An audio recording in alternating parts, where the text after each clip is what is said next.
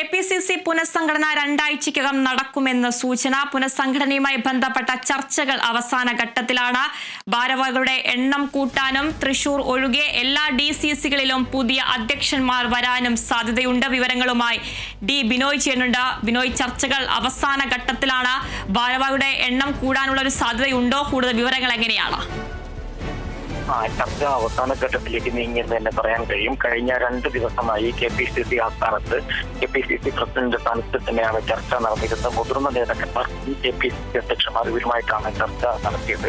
പ്രധാനമായും ഒരാവശ്യം ഈ നേതാക്കന്മാരെല്ലാം മുന്നോട്ട് വെച്ചത് DCCകളിൽ ഇവരുടെയാണെങ്കിൽ തൃശൂർ ഒഴികെ എല്ലാ DCCകളിലും ഭാരവാഹികളെ മാറ്റണം എന്നൊരു നിർദ്ദേശം വരും. അല്ലാത്ത പക്ഷം അതിന് മറ്റൊരു പ്രതിസന്ധിയിലേക്ക് വെക്കും. ചില DCCമാരെ മാറ്റുകയും ചില DCC ഭാരവാഹികളെ മാറ്റാതിരിക്കുകയും ചെയ്താൽ അത് വലിയ തരത്തിലുള്ള പ്രതിസന്ധിക്ക് വഴിവെക്കും. അതുകൊണ്ട് മാറ്റുമ്പോൾ എല്ലാ DCC ഭാരവാഹികളെയും ഒരുമിച്ച് മാറ്റണം എന്നൊരു നിർദ്ദേശം മുതിർന്ന നേതാക്കന്മാർ മുന്നോട്ട് വെച്ചു. ഒപ്പം KPCC ഭാരവാഹികളുടെ കാര്യത്തിൽ എണ്ണം കൂട്ടുന്നതിനെ കുറിച്ചാണ് ഇപ്പോൾ ആലോചന വരുന്നത്.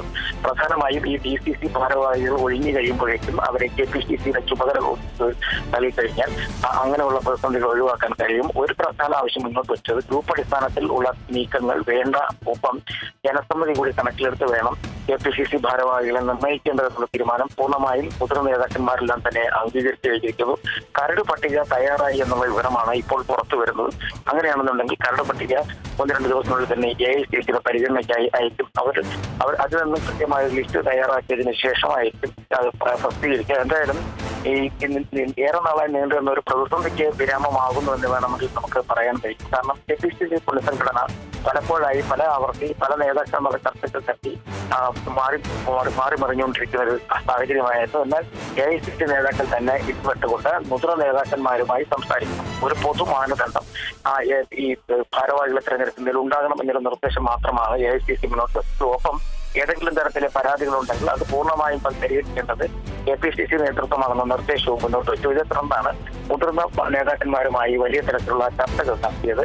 ഒപ്പം AK ആന്റണിയും ഈ ചർച്ചകളിൽ പങ്കെടുത്തിരുന്നു എന്നുള്ള വിവരവും നമുക്ക് മനസ്സിലാക്കുന്നത്. AK ആന്റണി ഉൾപ്പെടെയുള്ള നേതാക്കന്മാർ പ്രധാനമായും മുന്നോട്ട് വെച്ചത് ഈ ഒരു പൊതുമാനദണ്ഡവും ഒപ്പം ഗ്രൂപ്പ് അടിസ്ഥാനത്തിലുള്ള ചർച്ചകളും ഒഴിവാക്കണം എന്നായിരുന്നു.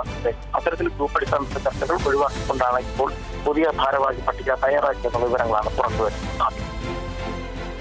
ശരി, ഡി ബിനോയാണ് വാർത്തയുടെ വിവരങ്ങൾ നൽകിയത്.